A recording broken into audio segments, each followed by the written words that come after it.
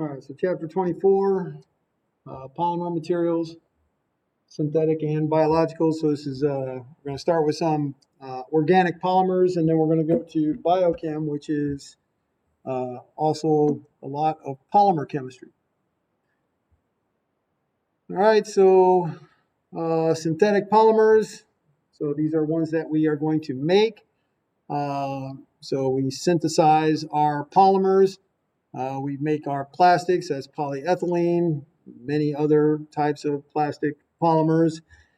So we're going to talk about a lot of different polymers. And then biological polymers, we're going to talk about proteins, polymer of your amino acids, your nucleic acids, our polymers of nucleotides. We will talk about those as well. So we'll talk about a monomer versus a polymer, addition polymers. You got your condensation polymers, polyesters, polyamides, and then we'll go through our proteins. All right.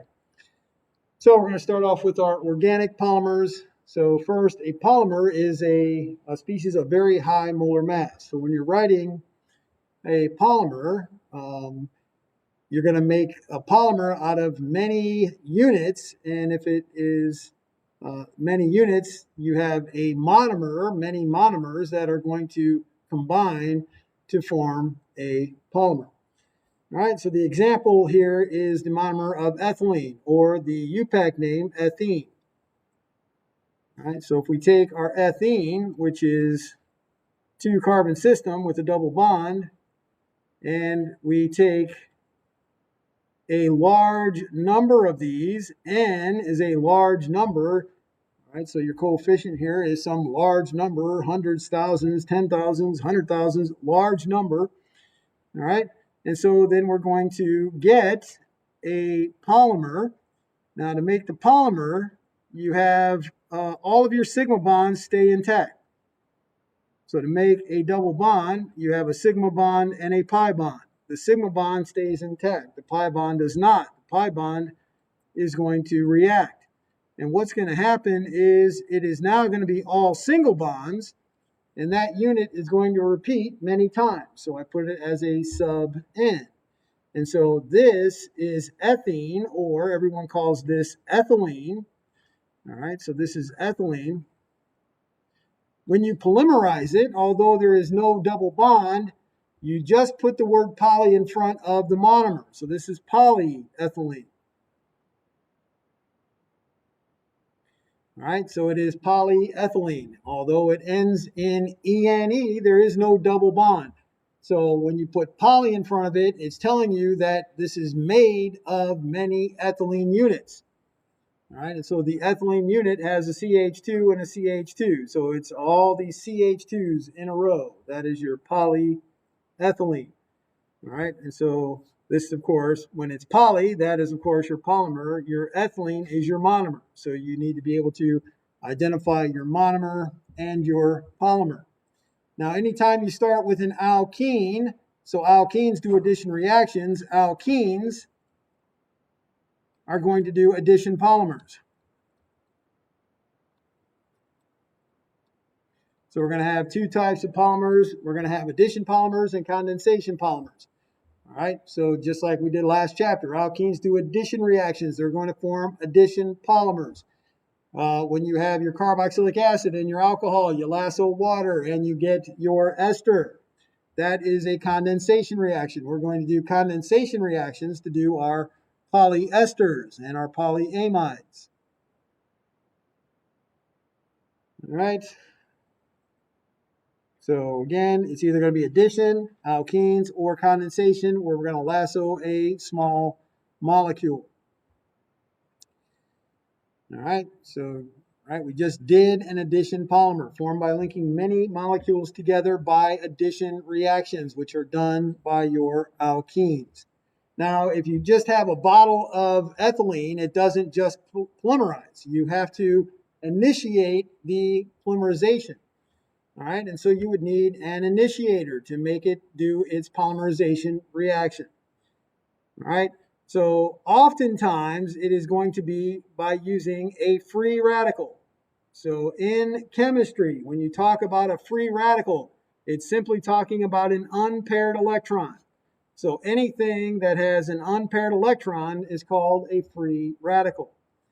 When we do our free radical polymerizations, the most common free radical is a peroxide. All right, our most common peroxide is hydrogen peroxide, but you can put any R group at the end. You can have your two R groups be methyl, they can be ethyl. You can have a sodium peroxide, a lithium peroxide. You can have many different peroxides, but what you're looking at is this O bonded to O unit for a peroxide. And so what happens is if we take the generic, where R group can be anything, what happens is you break this oxygen-oxygen bond, and one electron goes to each oxygen. And so you have two RO radicals. Now, many times the electron pairs, the remaining electron pairs, are not put in. All right, so just like here, they do not put the electron pairs around the O. But you could, you know that your oxygen has two bonds and two electron pairs. That's your neutral oxygen. It has 6 electrons, it's neutral. All right, when you do that up here for your free radical, you would have your electrons there and there. All right, so you could put your electron pairs in. All right, and so if you look at that in detail, you got your R, your O, and now you have 5 electrons. That is a free radical. Anytime you have an unpaired electron, it is a free radical. But that is a neutral free radical. Your free radicals that we're going to see are going to be neutral. Oxygen should have 6 electrons. That free radical oxygen has 6 electrons. You'll do the same thing with chlorine. So when we did our chlorination of our alkanes, that was also by free radical.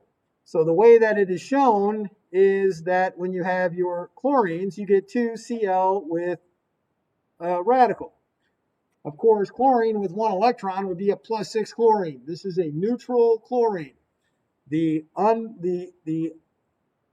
lone pairs of electrons are not always put in. All right, so you have to know that if they are putting a chlorine and it doesn't have a charge, it has to have 7 electrons. If they're putting in an O with a radical on it, you have to realize that that's not the only electron. This is not an oxygen with 2 electrons. This is an oxygen with 6 electrons. It is understood that you know that the pairs of electrons are still there on the O. All right, so if you get some way to get it to be a free radical, that initiates this polymerization reaction. All right, so another polymer that you can make is styrene. All right, so the only difference in this is that you have a phenyl group.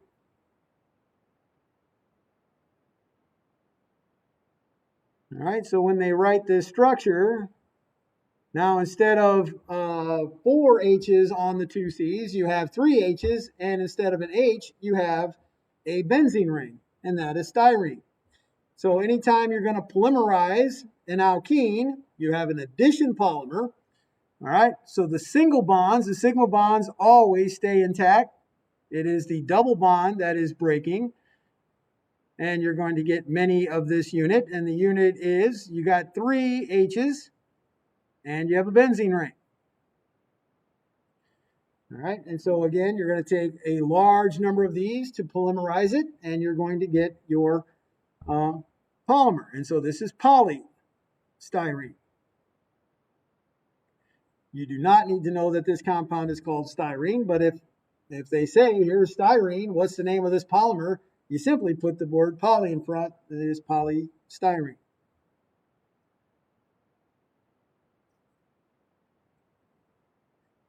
All right, so here is the mechanism. I'm not going to ask for the mechanism for your free radical initiation, but if you have your propene here, or propylene is the common name. propene is the UPAC name. All right. So all they're going to show is that you're going to have a free radical. They can show it as a free radical, or they can show it that they're adding a peroxide. So if you add a peroxide, peroxides will form free radicals, and then the free radicals will initiate your polymerization of your alkene. All right, and so here's how it happens. You will not be asked, no, they did it wrong anyway, so you definitely will not be asked how it happens. All right. So this is the wrong mechanism if you're asking for a mechanism. So if you want to correct it, the CH3 should be here and the H is here. It doesn't matter how you write propylene. What does matter is that the free radical has to be on the most substituted carbon. So it has to be on the carbon that has the CH3. Again, I'm not going to ask you for the mechanism, but if they're going to show it, they should show the right mechanism where your free radical goes on the more highly substituted carbon. All right, and so the net product is exactly the same. Again, if you're showing a mechanism, you should show it correctly. All right, and so the free radical should always be on the more highly substituted carbon, not the carbon with two H's, the carbon that has something else with it. All right, and so it just keeps going and going and going. And again, the net effect is simply polypropylene. So what you will need to know is that when you have propylene and you want polypropylene, you've got a methyl, you've got a hydrogen, you've got a hydrogen, you've got a hydrogen, and you polymerize it. Now, when you're doing it this way, it doesn't make any difference where you put that CH3. It could be up here, it could be down there, it could be up over here, it could be down over here. It doesn't make a difference. It is polypropylene any way you do it. All right, and so, but in organic, you're not going to be just asked for the product, you're going to be asked for the mechanism of how that product is formed. I am not going to ask that question, but in organic, you would. And if you gave this mechanism, it would be the wrong answer because the radical will always go on the carbon that has substituted groups on it. That is going to be a more stable radical. All right, so you have your ethylene, you polymerize it, you got polyethylene, that's plastic bottles. Again, polypropylene, we just did that one. Again, that's also bottles. You have different types of plastic. You got your hard plastic, you got your soft squeezable plastic, many different types of plastic. If you take your tetrafluoroethene, you then polymerize it, and that is Teflon, non-stick surface. You take your vinyl group, your CH2 double bonded to CH is a vinyl group, and you put chlorine on it. You've got vinyl chloride is the common name. Then you polymerize that, and you got polyvinyl chloride, PVC pipes. So used for sewer pipes and lots of other uses for PVC. All right, and so then there's your polystyrene, which is styrofoam. So your styrofoam is simply a polymer of your styrene. So all of those were alkenes. All of those are addition polymers. Synthetic and natural rubber are also addition polymers. All right, but these are from alkenes that have two double bonds. So these are dienes, so more than one double bond. All right, when you're doing a polymer, you should always put in your H's, especially when you're looking at this type of a polymer. All right, and so when you polymerize that, you have n number of these. You're going to end up with a double bond here because you're going to have a bond out this way and a bond out this way. So again, you will never break single bonds. Single bonds, when you form your addition polymers, are not broken. And so you still have your two H's here, you still have your one H here, you still have your one H here, you still have your two H's here, and you still have 4 bonds to every single carbon. Every carbon must have 4 bonds. All right, and so when you're doing a rubber, a synthetic rubber or natural rubber, they have actually an alkene in their polymer system because they start with a diene. And so this is a 1,3-butadiene. And this is a poly 1,3-butadiene. Again, to name the polymer, you simply put the word poly in front of your monomer. This is a poly 1,3-butadiene.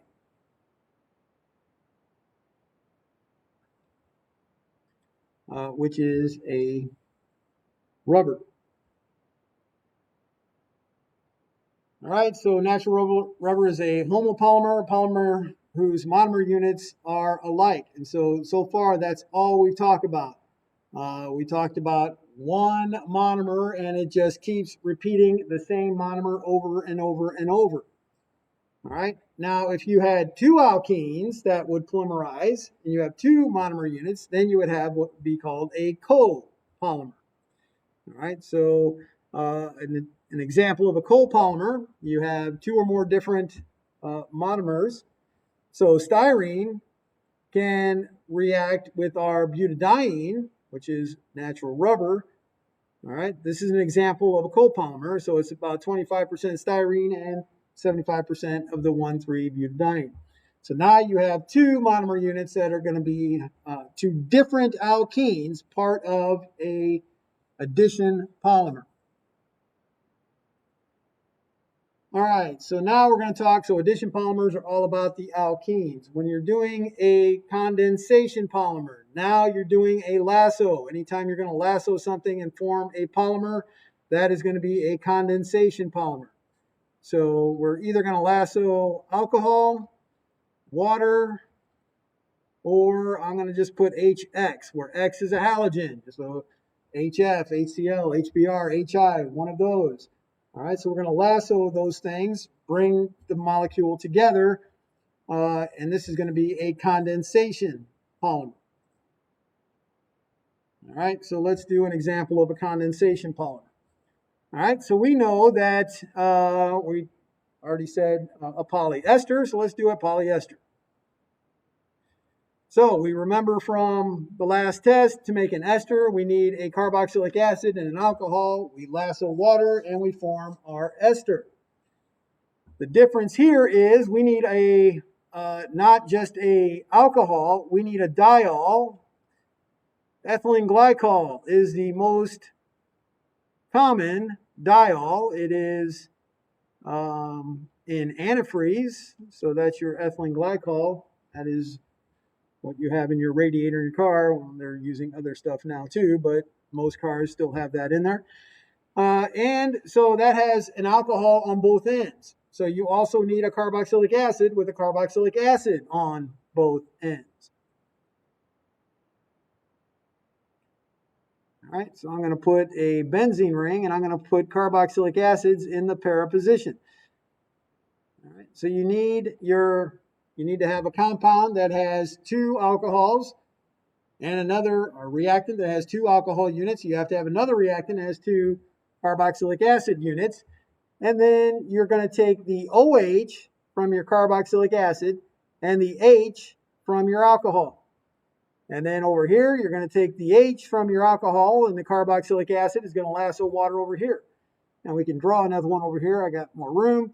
So over here, this is going to react with another monomer, that's your diol. Again, the OH from your carboxylic acid, your H from your alcohol. And then again, it's going to keep going and going and going and going. So we need n number, large number of our diol. We need n number, large number of our dicarboxylic acid. And our repeating unit is going to be the O. And then CH2, CH2, then O. Now we lassoed water here. When we bring this together, we know we get an ester because we took an alcohol and a carboxylic acid, and we're going to form an ester. And that is bonded to your benzene ring. And that is bonded to C double bond O, and then we're going to lasso off that water as well. And so you're going to have n amount of these reacting with n amount of these to give n large number of this polymer. And so that is a polymer, and this functional group is an ester, and so this is a polyester. And you're also going to get n number of waters, a bunch of waters. Every time you do this condensation reaction, the water is kicked out. All right, so that is a condensation polymer. You're going to lasso a small molecule, water, HCl, HBr, HI, HF, or even alcohol. You're going to lasso something. All right, so again, polyester, you're going to have a substance with two alcohol groups, reacts with a substance that has two carboxylic acid groups, and you form a polyester. All right, we're going to do the same reaction with to form a polyamide. So in this case, we're going to take, instead of two alcohols, we're going to have a compound with two amines. All right, it has to be at least a primary or secondary, cannot be tertiary. So not tertiary, because you have to have an NH. We need to lasso the H of your amine. All right, and then we have to, again, have something with two carboxylic acid groups or two acid chloride groups, which is more common when you're doing your polyamide. All right, so here is one that we may do in the lab on Thursday. We may not. I haven't quite decided yet. All right, so we have 1,6-hexane diamine. So we have two amines off of 6 carbons in the middle, 6 CH2s in the middle. And then we take a diacid chloride. So an acid chloride is a Cl with a double bond O. Then we'll have some number of carbons in the middle. Let's pick 4. All right, and so what we're going to do is we're going to lasso HCl. Now you could, of course, in the reading up there, it says 2 carboxylic acids. That's fine. So if you want to have this as a dicarboxylic acid, it works exactly the same. The only difference is here we're lassoing HCl. If it were a carboxylic acid, we would lasso H2O. All right, so every time you have an NH, it's going to lasso with the HCl. Anytime you have a C double bond O with a Cl, that's going to lasso your HCl.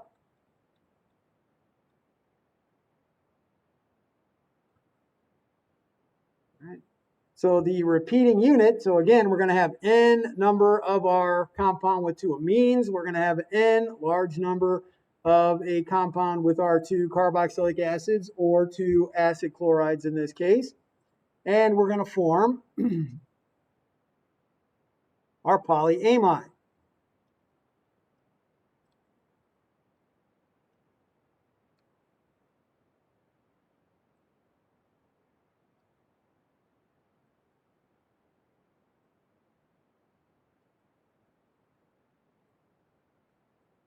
All right, so we will have n number, and again, this is a polyamide because the functional group that we formed is an amide, and this is a polymer, so this is a polyamide. All right, and then we're also going to have n number of HCl's. Now, when you're doing this, you have to make sure that having something acidic is not going to affect the reaction, because the only difference would be if you're going to lasso HCl, you're going to have a very acidic solution. If you're lassoing H2O, then you will have a more neutral solution. All right, so polyamides are called nylons. So this one is actually nylon 6,6. All right, and so that means that there are 6 carbons between the nitrogens and 6 carbons between the nitrogens on the other side. So you got your between the two ends, and then between the end of this one and the end of the next one, which is right here, also has 6 carbons. So they call that nylon 6,6. So you need to know that nylon is a polyamide. And so here is a picture of nylon 6,6. So, and it's the reaction that we just did. You're going to take your hexamethylene diamine. That is the NH2 with the CH2 sub 6 NH2. And you're going to react that with your dipoyl chloride. So that is a dichloride. So this is a C double bonded to O, and then CH2 sub 4, and then another C double bonded to O, Cl. And so we're going to lasso HCl on both sides. We're going to have the same, that is the reaction that we just showed on the previous slide. And that is a polyamide, and this is a nylon 6,6. And so we can do this in the lab. And so in the bottom, depends on what they're using. A lot of times it's carbon tetrachloride, which is a very dense liquid and organic. And then you'll have your aqueous solution on the top, which is less dense. So that's why it's on the top. All right, so then you will have your reaction occurring at the interface. So you can see right here that this is your interface between the organic liquid that has a higher density on the bottom and your aqueous solution with a lower density on top. And so the reaction is occurring right at that interface. And so they're pulling up the nylon from that interface. If you would just stir it, it would just be a big clump of nylon being formed. But you can pull it up and wrap it around your stirring rod, just like they show there. And we're not going to do anything about electrically conducting polymers. No. All right, so now we are to biological polymers. All right, so we're going to talk about 4 classes of biological compounds. We're going to talk about proteins, carbohydrates, nucleic acids, and lipids. All right, so proteins, that's going to be polymers of amino acids. You got carbohydrates. You will have monomers like glucose, and then you'll have polymers like glycogen. So you'll have monomers and polymers for your carbohydrates as well. And your nucleic acid, which is polymers of nucleotides. Go through those. And then your lipids are not going to be polymers. So these are your fats and your oils. Organic solvents will dissolve lipids. Lipids are non-polar. All right, so we're going to start with our proteins. So proteins are biological polymers made up of amino acids. And so not just any amino acid, it's going to be an alpha amino acid. All right, and there's going to be 20 main amino acids that make up most of our proteins. So an alpha amino acid has a carbon connected to a acid group, and that carbon is also connected to a nitrogen group. All right, and then this carbon has an H, and this carbon has an R group. And that's why there's going to be 20 different R groups. So we're going to have to look at 20 different R groups. Of the 20 different R groups, 19 of them is going to make that carbon chiral. So this carbon is a chiral carbon in 19 of the 20 R groups. Glycine, your R group is equal to an H. And so when you put an H here, now that carbon is bonded to 2 H's, and that means that that carbon is not chiral. To be a chiral carbon, you have to be bonded to 4 different groups.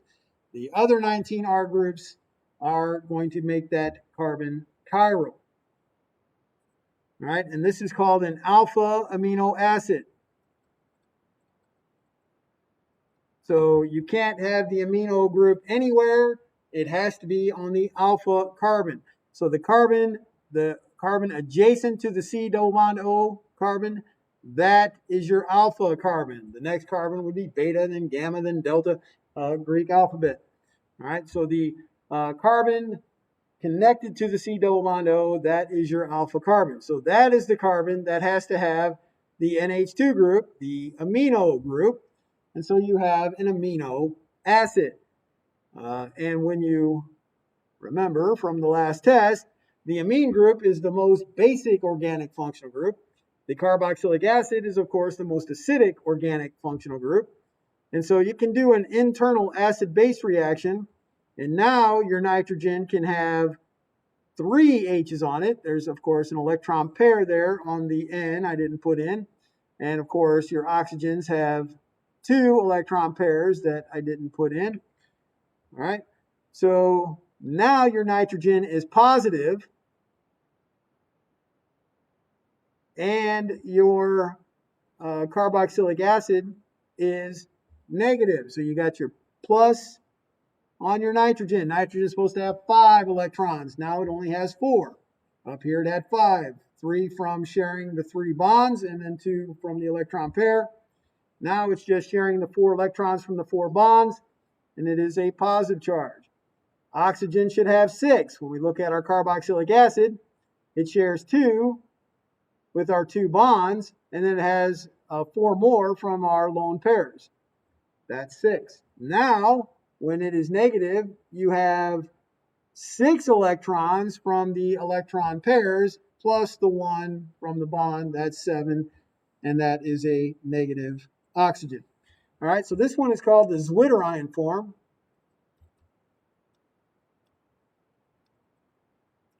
All right, so if it asks for a Zwitterion, Zwitterion means you're going to show a formal charge plus and a formal charge minus. If it just says to draw an alpha amino acid, you can draw it either way, as neutral or as the Zwitterion. They are the same. But of course, if it says draw the Zwitterion, then you must draw the one that has the plus and the minus charge. All right, and so then table 24.2 is going to list our 20 amino acids, so our 20 alpha amino acids. All right, so the building blocks of the proteins, these 20 make up most of the proteins. There are more amino acids, but these 20 make up most of our proteins. And they are identified, your amino acids, by a 3-letter abbreviation. All right, so you're going to have to be able to tell me whether this amino acid is polar or non-polar. All right, and we're looking at the side chain. So that means the R group. So when I say, is this going to be polar or non-polar, all amino acids are polar. We're talking about the side group because they have a carboxylic acid and NH2.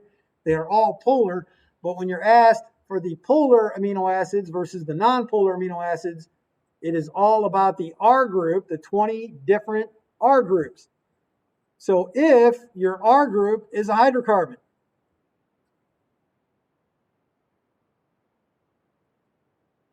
then it is non-polar. If you know that, you know 7 of these. So glycine is just H, non-polar. Alanine, CH3. Carbons and hydrogens only, non-polar. Again, carbons, hydrogens only, carbons, hydrogens only, carbons, hydrogens only. All right, so these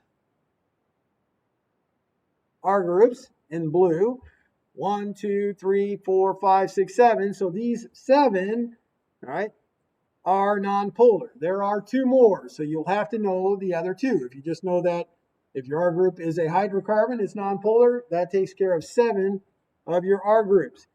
All right, tryptophan from your turkey. You have to know that this one does contain a nitrogen, but it is non-polar. All right, so it does have a nitrogen, but it's non-polar. We're going to have many of them with nitrogens that are polar. This is the only one that has a nitrogen, and it is non-polar. Methionine has a sulfur. Cysteine also has a sulfur. So there's going to be 2 of them that have a sulfur. You have to know that methionine, the sulfur between 2 carbons, is non-polar. Your cysteine is going to be a sulfur connected to a hydrogen, and that one will be polar. All right, so you have to be able to identify your R group as a polar or non-polar. Okay, so if it's non-polar, then it can't be polar. If it is not one of these, then it's going to be polar. So here's the list of all 20 amino acids. All right, and so we had a rule for your nonpolars. Here's the rule for the polars. So R is polar if it contains an oxygen. All right, I can't say sulfur and I can't say nitrogen because those were also on the nonpolar side. All right, but every single one of the nonpolars, none of them contained an O. All right, and so everything that has an O, like an oxygen there, an oxygen there, two oxygens there, two oxygens there, oxygen there. I can't see because that thing's in the way. We got an oxygen there.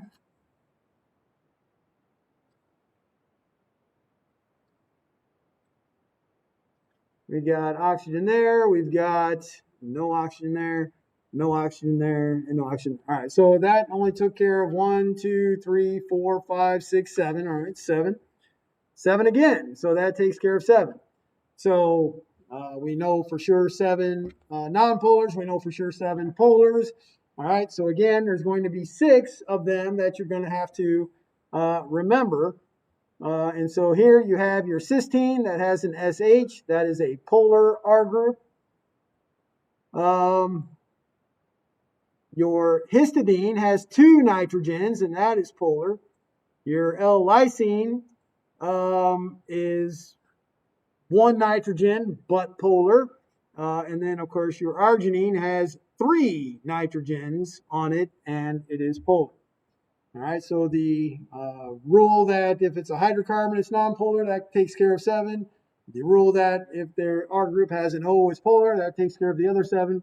There are 6 of them, 4 that are polar, 2 that are nonpolar, that do not fit those characteristics. So you have to know whether the side chain is polar or nonpolar.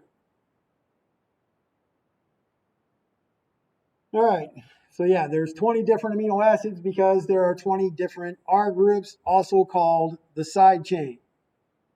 And that will determine the properties of your amino acid, whether it's polar, nonpolar, acidic, basic, a lot of different distinguishing factors for your 20 different R groups. All right, so here we're talking about the zwitterion again. Again, if you are writing something as a plus charge on the nitrogen, negative charge on the oxygen, now you're drawing it as a zwitterion. All right, and it's actually the higher amount. There's more zwitterion form than neutral form when you're talking about your amino acids. All right, so your amino acids are chiral. So again, I didn't, when they had the big list, all right, if you look at all of these names, every name has an L in front. L, L, L, every name has an L in front except for one, and that is glycine. Glycine does not have an L in front because glycine's carbon is not chiral. The other 19 carbons there are chiral, and they all have the L. So L means that the NH2 on a Fisher projection is going to go on the left side.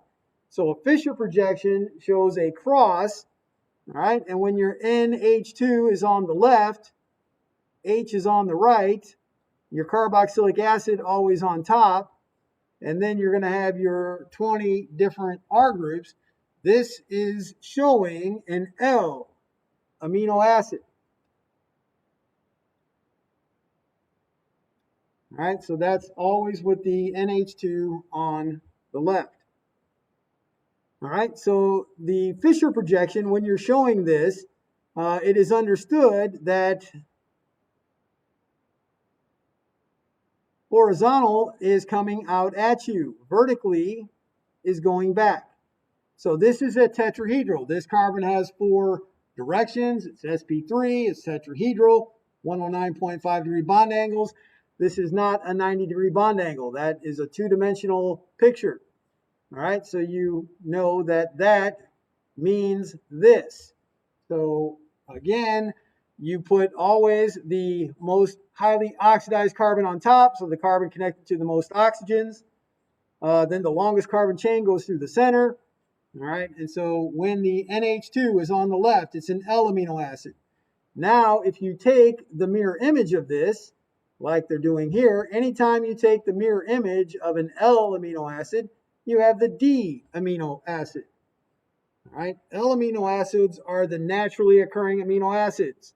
If you are making an amino acid in the lab, you can make the D amino acid. The body always makes the L amino acid. They occur naturally as L amino acids. You can go to the lab and make D amino acids, but naturally occurring are all L amino acids. The mirror image of an L amino acid is going to be a D amino acid. All right, so when we take our amino acids, you will note that we just did a carboxylic acid with an amine and made a polyamide. All right, now we don't need two different monomers. We just have one amino acid that has both an amine group and an acid group on it. And so we can polymerize it. So when we take our amine group and then our chiral carbon group and then our carboxylic acid. So here is an alpha amino acid. All right, and so it's just going to line up with another. Now, again, these are not going to be homopolymers. This is not going to be the same amino acid every single time. You've got 20 different R groups, and so you have a possibility of 20 different things that could go next. All right, so there's your chiral carbon again, carboxylic acid. All right, and in this case, you're going to lasso water. All right, and then you keep going. Every time you have the NH, you're going to lasso water.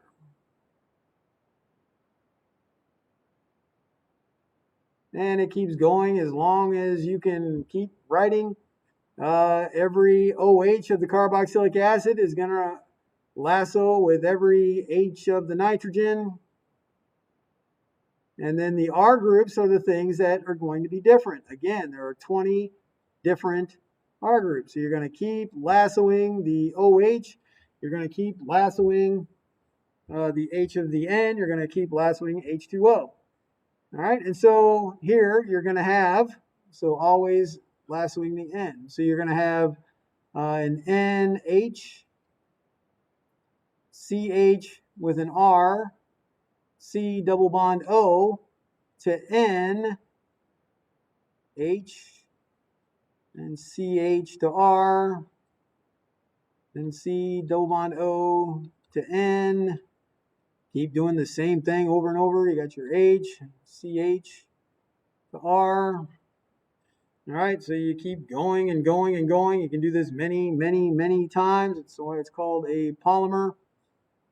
All right, so where do I want to stop? All right, keep going. NH. So we got C, H, and then R, C, double bond O. All right, fine. So here is my polymer. It's going to keep going and going and going. Again, the R groups can be different, not necessarily the same thing. So in this example that I did, I had picked 1, 2, 3, 4 amino acids. All right, so I have a tetrapeptide. So if I had 2 amino acids, I would have a dipeptide. All right, so 2 amino acids, dipeptide. 3 amino acids would be a tripeptide. 4 amino acids is going to be a tetrapeptide. All right, so this is a peptide. Anytime you form an amide group, you then have a peptide, and that is called a peptide bond. So every bond that we formed here, when we lassoed our water and formed that bond, this bond is called a peptide bond. All right, and as a biochemist or a biology person, you love that name. As an organic person, you're like, why do we call it a peptide bond? It is an amide bond. It is called, again, peptide or amide bond. So there has been a negotiation, and you can call it an amide bond. I'm sure it was called an amide bond, and someone was corrected saying, no, that's a peptide bond, but it's also an amide bond. So anyway, note that we have 1, 2, 3. We have 3 peptide bonds. So this tetrapeptide made 3 peptide bonds. It's always -1. Your dipeptide only has 1 peptide bond, because it lassoed water 1 time. So the 2 things came, you lassoed water 1 time. Tripeptide, you're going to lasso water 2 times. You have a 2 peptide bonds. All right, and so again, it is forming an amide functional group. And so you have a polyamide, or of course, everyone calls this a polypeptide. All right, so when you are polymerizing amino acids, then it is called a polypeptide. Once you have 30 or more amino acids in your polypeptide, then it is called a protein.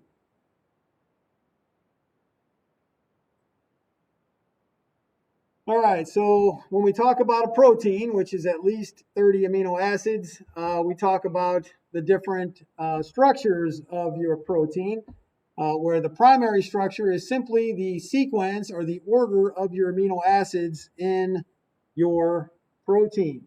So glycines first, alanine second, whatever. It's the sequence of your amino acids. All right, so here would be your NH2 group at this end, and then it has your sequence of all of these different amino acids, and then you get to the other end, which has your carboxylic acid group. So the nitrogen group is always on the left, and the carboxylic acid group is always written on the right. But you have all these other interactions going on as well, which makes this three-dimensional picture not a straight chain. All right, and one of those is your cysteine molecules, and your cysteine molecules will form a disulfide linkage, all right, which will definitely affect the three-dimensional structure of your protein. All right, so there's a lot of stuff that takes the proteins into different shapes. Many of those are hydrogen bonding. And so you can have things folding, coiling, and again, usually that is all about the interactions of your side chains of your amino acids. Again, polar is going to interact with polar, non-polar is going to interact with non-polars. And so you're going to have different three-dimensional structures based on the different amino acids you have in your protein. If you have your cysteines, you're going to get that disulfide linkage that I circled with the cysteines in the previous picture.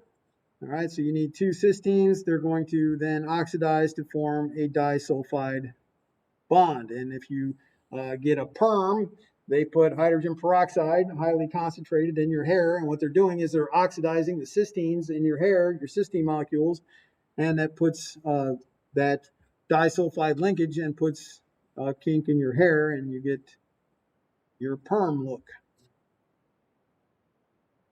All right.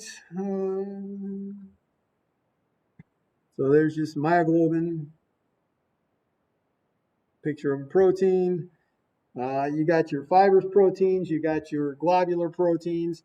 All right, so fibrous are long coils or fibers. Okay, they line themselves parallel to form long water-insoluble fibers, and this is called the secondary structure.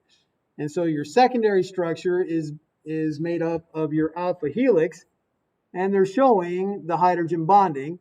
All right, so your secondary structure is all about hydrogen bonding, mostly about hydrogen bonding. All right, so you've got your oxygen, hydrogen bonded to your hydrogen. All right, and so when you have this hydrogen bonding, it can change the shape of your protein into this alpha helix. So you can have this alpha helix shape, or it can give it a beta pleated sheet look. Again, you still have your hydrogen bonding, but due to the different amino acids in the compound, some of them will give you a alpha helix, some will give you a beta pleated sheet. Within a protein, you will many times see both of these secondary structures. You'll see at this point it's an alpha helix, at the point over here it's a beta pleated sheet. But these are the secondary structures of your proteins. All right, globular proteins, long coils are folded onto compact, roughly spherical shapes. All right, so now you've got your coils, and now they're folding into a spherical shape. This is a tertiary structure of your protein. All right, so this is the way that the protein is going to coil, how its coil folds onto itself to make a glob. And most of these are water soluble. They're relatively small and have a hydrophilic, which means polar surfaces that can bind to the water molecules. All right, patterns, active sites, enzymes are chiral. They have to have, you have a bunch of different models for your enzymes. They have to fit perfectly, three-dimensionally perfectly in to the active site. All right, nucleic acids. All right, so now we're talking about our RNA and our DNA. So you got your deoxyribonucleic acid, you got your ribonucleic acid. And both of these are polymers of a nucleotide.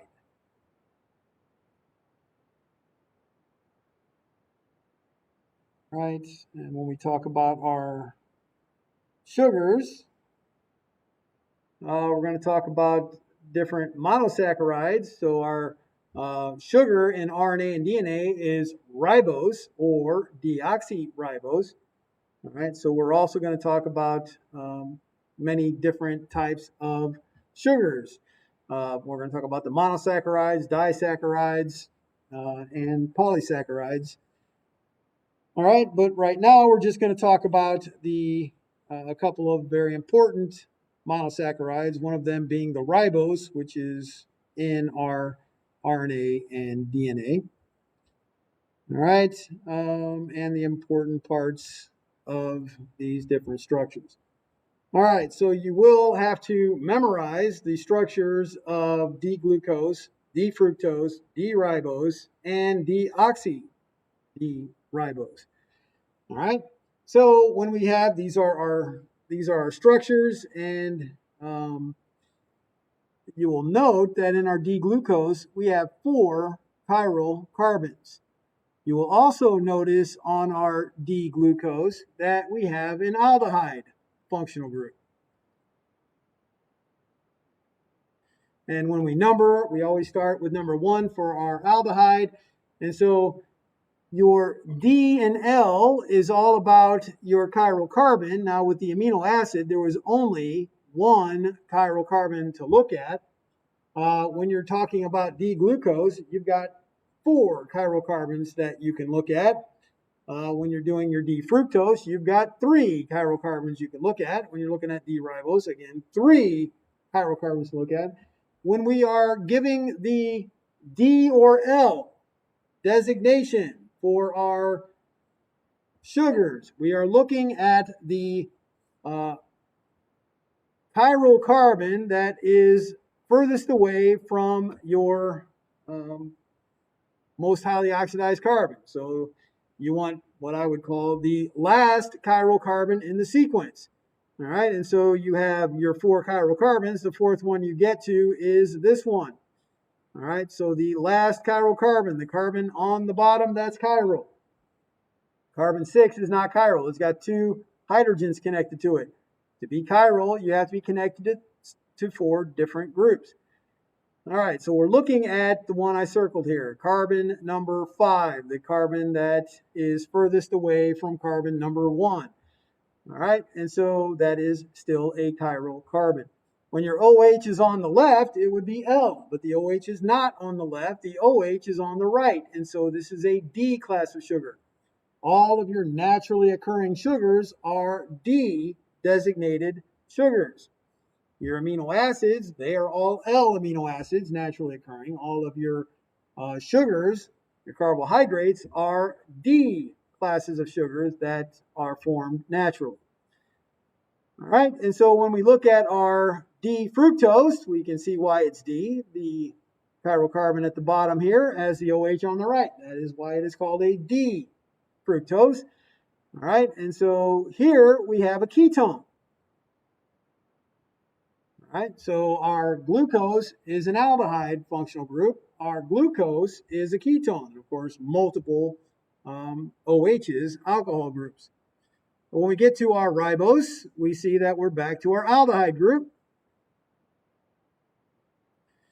And again, the chiral carbon at the bottom here, the furthest one down, is now carbon number 4, and the OH is on the right. That's why it is a D. All right, now when you do a deoxy, so here again is aldehyde. So deoxy, when you look at your ribose, you've got 1, 2, 3, 4, 5 oxygens in your D-ribose.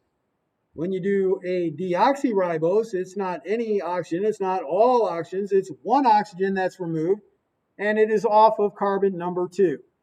So to get a deoxy, and then they actually put the number for it, a 2-deoxyribose, most of the time it's just called deoxyribose, you have to know that that is off of carbon number 2. The oxygen is missing off of carbon number 2 in order to get deoxyribose.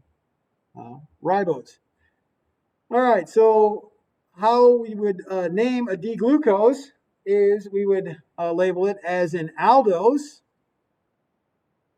because it is an aldehyde and it is a sugar. Sugars end in O's.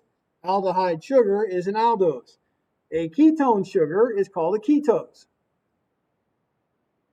All right, and so here's an aldose. And here's a deoxyaldose, or simply aldose. All right, just means that it has an aldehyde and it is a sugar. All right, when you look at your glucose, there are 6 carbons. So that can also be called a hexose. All right, fructose also has 6 carbons. It's also a hexose. When you look at ribose, there's 5 carbons. That is a pentose. And you have your pentose here as well. Just means you have 5 carbons. All right, so you can put those together and you have that your glucose is an aldohexose. And your fructose is a ketohexose. And your ribose is a aldopentose. And then you have a deoxy aldopentose. And you can put deoxyaldose, deoxypentose, and deoxyaldopentose, so it is different than your D-ribose. All right, so often we memorize your structures. I'm expecting you to memorize those in the straight chain form. All right, but actually they are in a cyclic form. And so when we see the pictures of our nucleotides, we will not see a straight chain of 5 carbons for our ribose. We will see a 5-membered ring for our ribose. All right, and so when we have our ribose, it is not in the straight chain form, which you are to memorize. Your ribose is here. It is a 5-membered ring.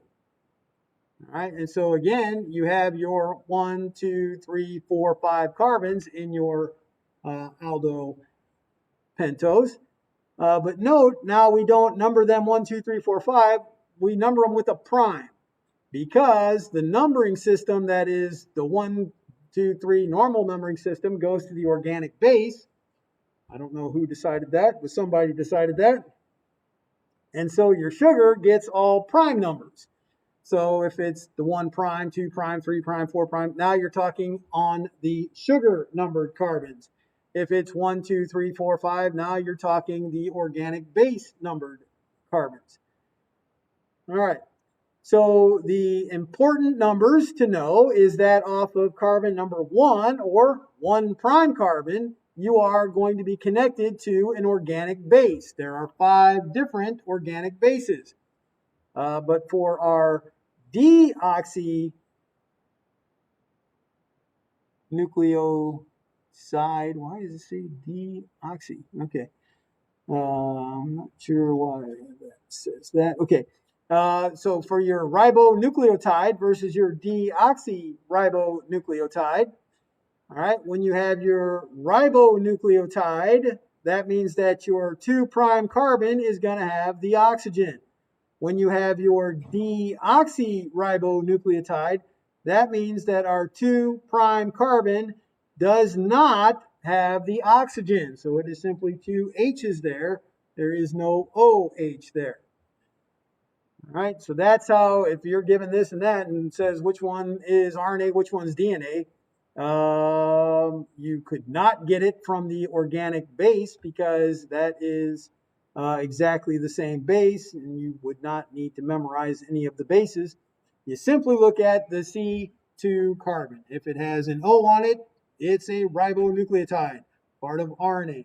If it does not have an oxygen on carbon 2 prime, then you have a DNA. It's a deoxyribose.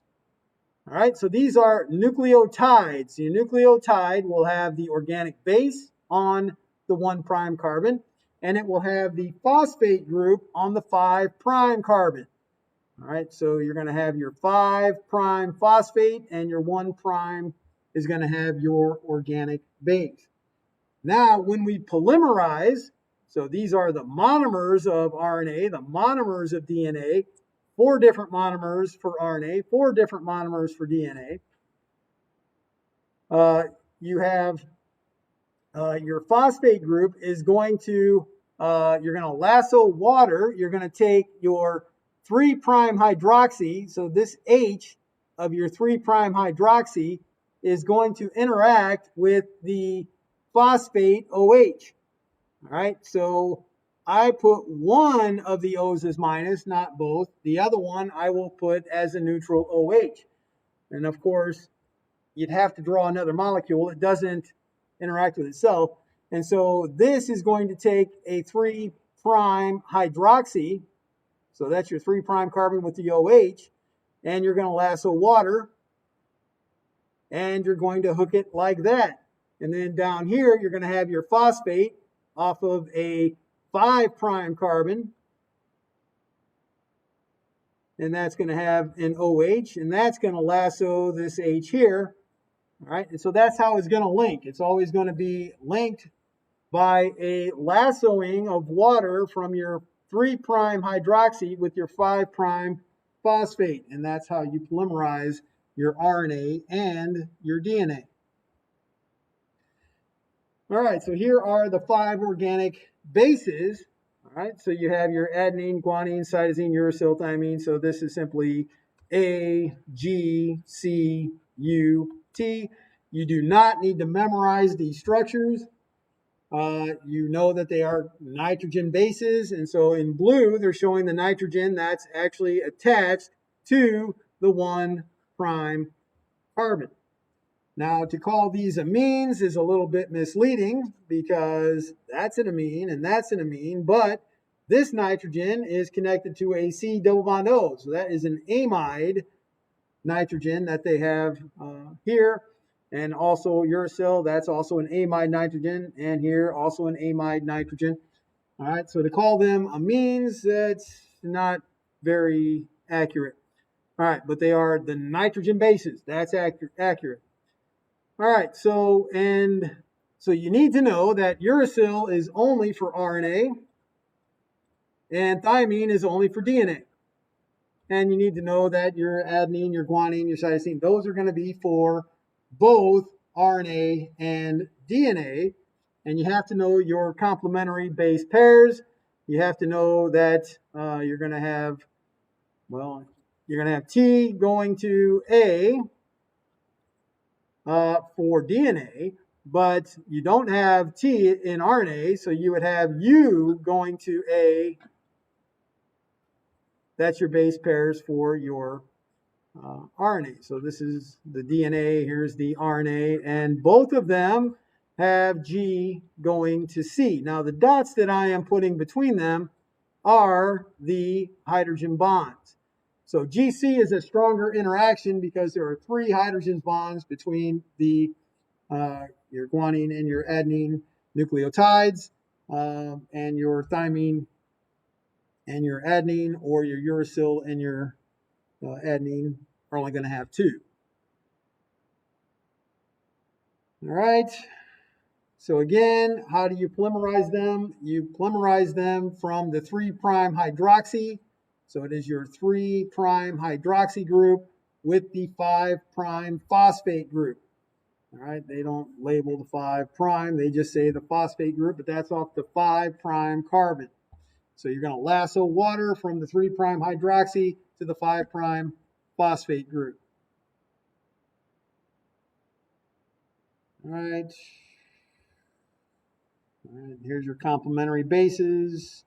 All right, here's the hydrogen bonding. Again, in your DNA here, your thymine, your adenine has 2 hydrogen bonds versus your cytosine, guanine having 3 hydrogen bonds. You need to know how many hydrogen bonds. You certainly don't need to draw that structure, but you should know how many hydrogen bonds are between each of your base pairs.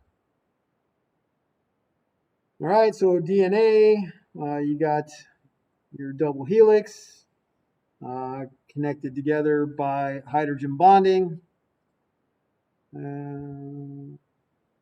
Yes, we got our... then your replication of your DNA. All right, so when you do DNA replication, of course, you got your parent strain and your daughter strands, and they form a complete, perfect copy.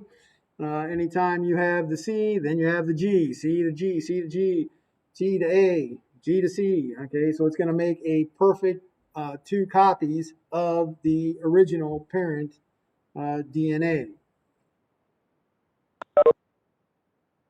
All right, so then we're going to do a protein synthesis. All right, so that occurs at the ribosome. All right, so you've got your 3 different types of RNA. We're going to have ribosomal RNA, you're going to have messenger RNA, and you're going to have transfer RNA, and you're going to make proteins. And so you're going to have a chart, a codon chart, which would code for all 20 different amino acids.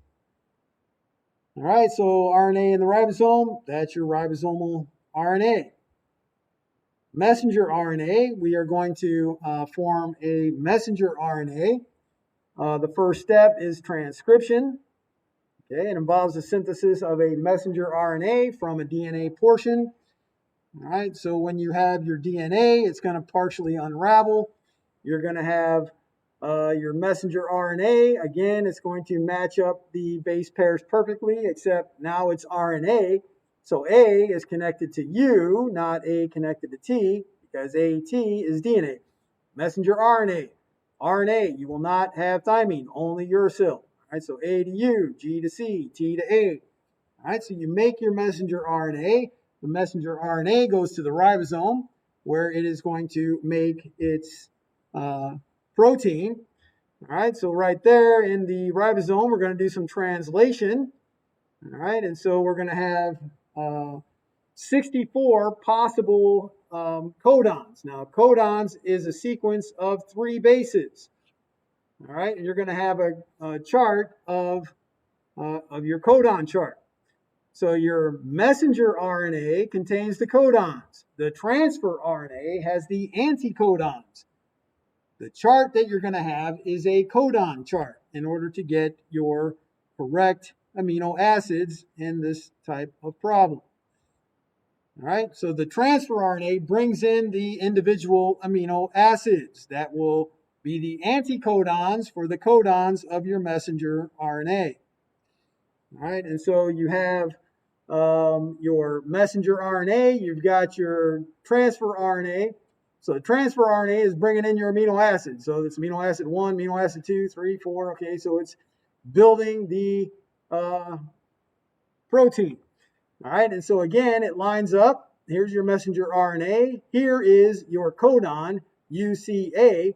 All right, and so the anticodons for UCA from the transfer RNA is A, G, and U, and that brings in a specific amino acid. And so you have your codons on the messenger RNA, you have your anticodons on your transfer RNA.